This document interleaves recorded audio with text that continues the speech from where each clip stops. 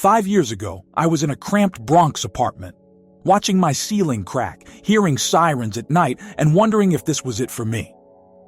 Now I own a $400,000 home. And the journey? It wasn't easy, but it was possible. And today, I'm going to show you what it really takes to make a move like that. Mindset is everything. Before anything changed around me, I had to change what was inside me. No cap. I was broke, overwhelmed, and burnt out. I wasn't just living check to check. I was living thought to thought. One anxious thought leading to the next like dominoes. I'd wake up already tired, already behind. The rent kept climbing, food prices went up, but my peace of mind still on zero. It felt like I was hustling just to stay still. Every month I'd juggle bills, pray nothing broke down, and fake a smile for my kids. And then one day, something just clicked. I had to snap out of it. I had to stop letting my zip code write my story in pen. I had kids watching me. I had a future calling me louder than fear ever could. I started dreaming with my eyes open. I'd picture a home with space, a kitchen big enough to breathe, mornings without sirens, nights without stress. Not perfect, just possible. And deep down, I knew staying in the Bronx meant staying stuck.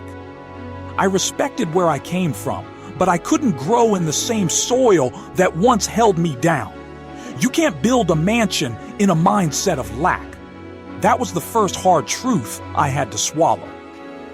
The shift. The shift wasn't overnight. It wasn't one dramatic moment, no spotlight, no audience. It was me, in silence, making small decisions that felt invisible but added up over time.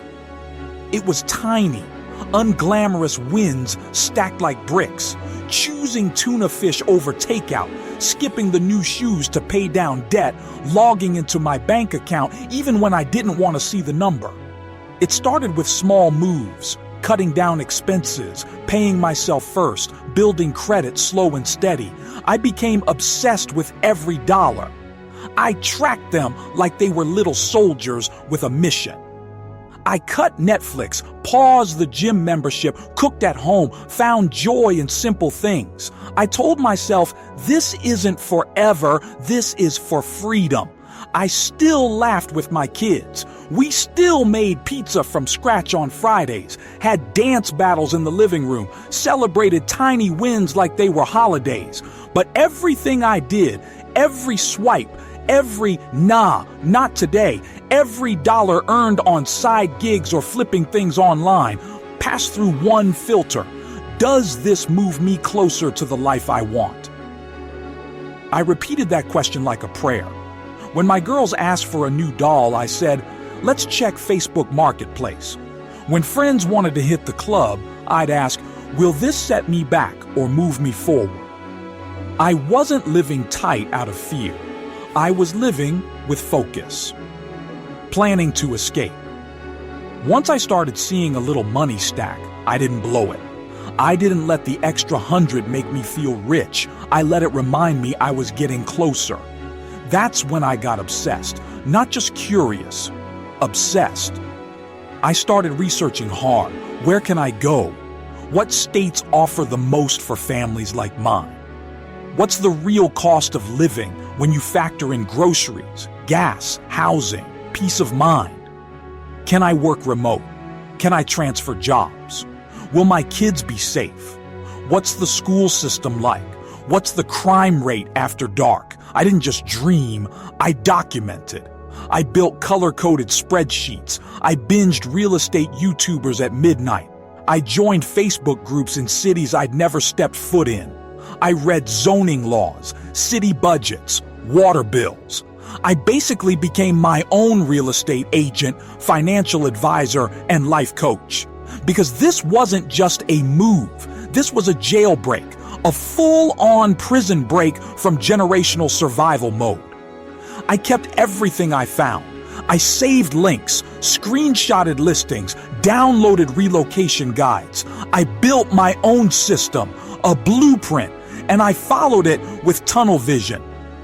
I printed out a US map and circled places I could picture a future in. I taped it to the fridge. Then I wrote, escape plan, 12 months. Every time I opened that fridge to grab leftovers, I saw it. Every time I felt tired or discouraged, that map reminded me. The plan is still in motion.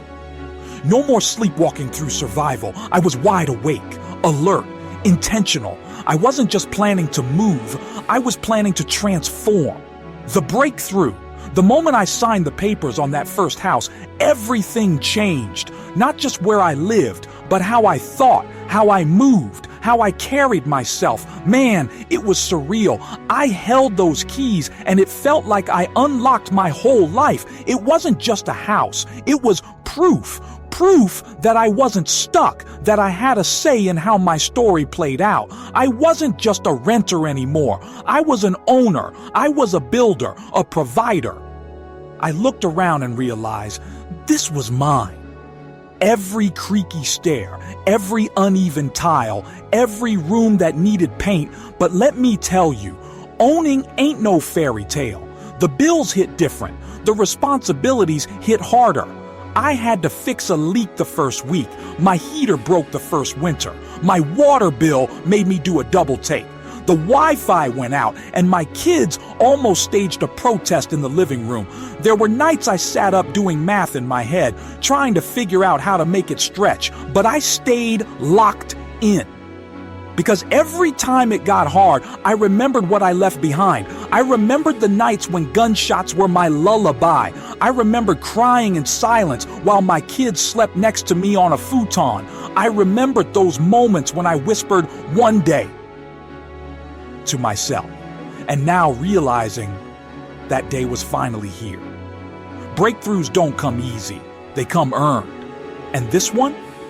I earned it with every no I ever said, every comfort I delayed, every dollar I saved when it would have been easier to blow it.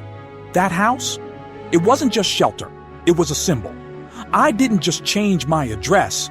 I changed my legacy. Section 5, keeping the momentum.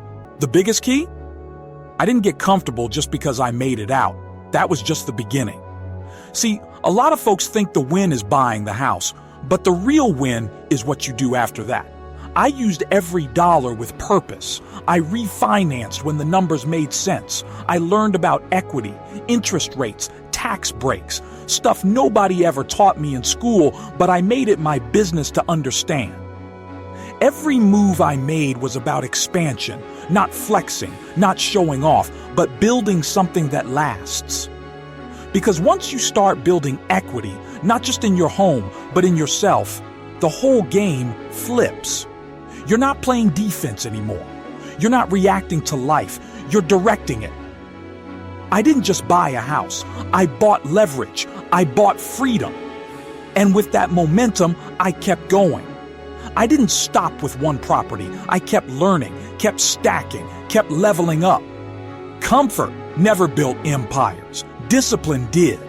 And once you've tasted ownership, real ownership of land, of time, of self, you'll never settle for survival again.